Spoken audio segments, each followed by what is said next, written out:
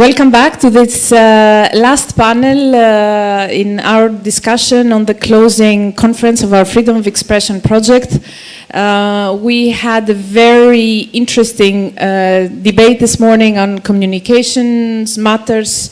It generated a lot of questions and interest for all the good reasons, and it very much completes the discussions we had on the country-based situation regarding free speech. But we are here to talk synergies. Our project was all about synergies, all about creating, enhancing synergies at national, at regional, at international level, because no single actor can claim victory and impact on any given development. It is a pooling effect, which comes from the combined work of many different actors, and it is very important to know, again, to remind ourselves of all the actors working on the same fields, remind ourselves of the standards that are there, the cooperation activities that are in place at regional level. And for this purpose, we have brought together this last but very important panel to discuss about maintaining momentum and future strategies for long-term impact through synergies. We have the pleasure and honor to have with us for this purpose, with physical presence here in Thessaloniki, a representative of the Council of Europe Division for Cooperation and Freedom of Expression, but also online we have the pleasure to welcome a representative of ENRI, the European National Human Rights Institution, and a representative of the Greek National Commission for Human Rights. How could we leave the national NHRI's aspect out of the discussion?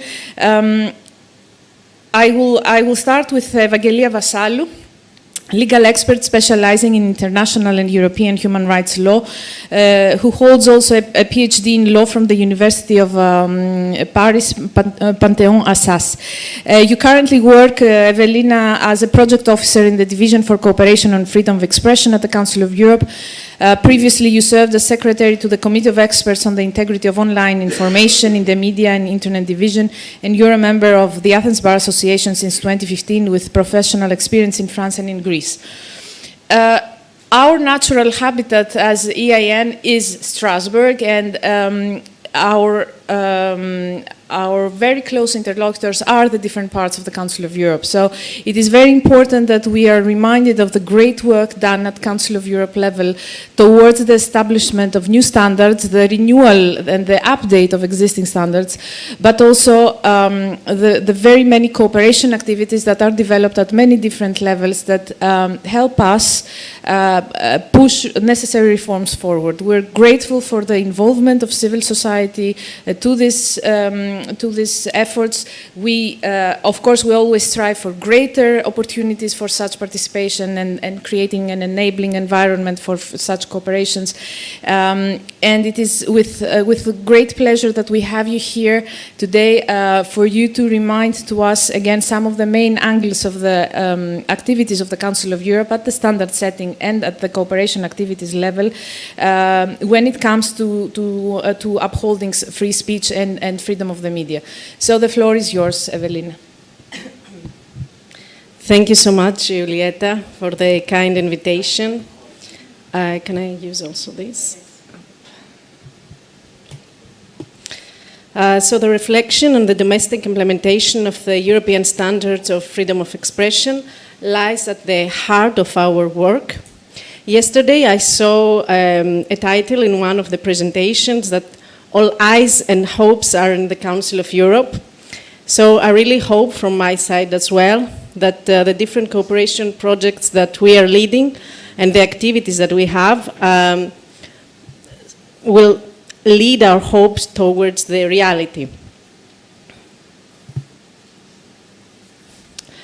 Our division's mission is to support member states in aligning their laws and practices with the European Convention on Human Rights, the case law of the European Court of Human Rights, as well as the Council of Europe standards in the area of freedom of expression. This right, as is enshrined in Article 10 of the European Convention on Human Rights, is also one of the principles of the democracy, according to the recent Reykjavik Declaration adopted in 2023.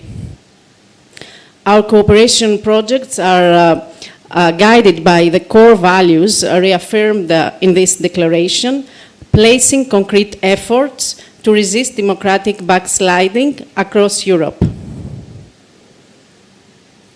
One of the key strengths of our work lies in the synergies that we build, both inside the organization and outside with the different partners that we have.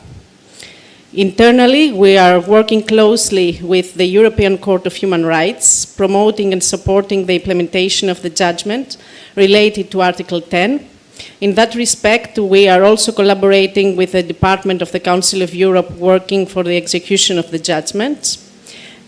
And in the area of the freedom of expression, we are not the only one dealing with this material. We are 3 sisters divisions within the Department of the Democratic Institutions and Freedoms, a division called Steering Committee on Media and Information Society, CDMSI, operating under the mandate of the Committee of Ministers, the Division of Cooperation on Freedom of Expression where I am working, and the Council of Europe platform to promote the protection and the safety of journalists. Apart from those divisions, we are collaborating closely also with the Access to Information Group, which monitors the Tromsø Convention on Access to Public Documents. This is a division that does not have a unit working for the cooperation, so we are helping them to implement this convention on access to information.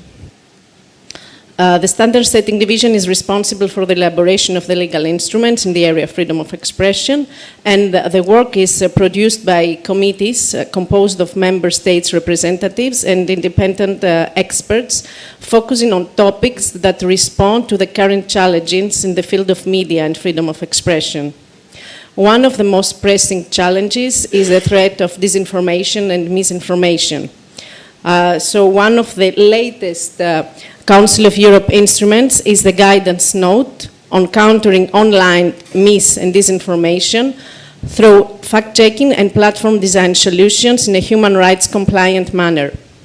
This is a soft law instrument, of course, but provides practical guidance and recommendations to policymakers and stakeholders on countering the dissemination of online disinformation.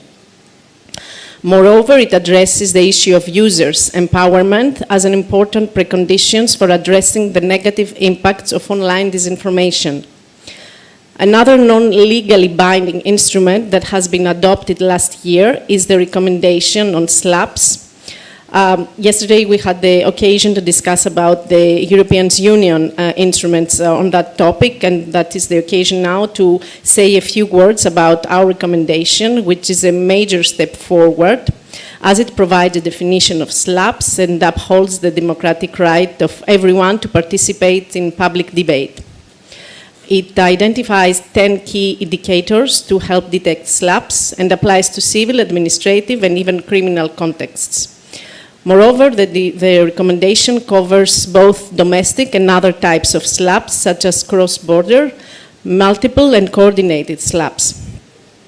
Currently, 2 other key texts are being prepared by the expert committees. Those are focusing on AI, the guidelines on generative AI and freedom of expression, and another document called the Recommendation on the Online Safety and Empowerment of Content Creators and Users.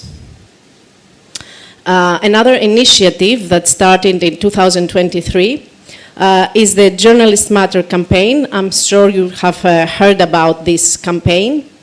It aims to raise awareness and calls on member states to take concrete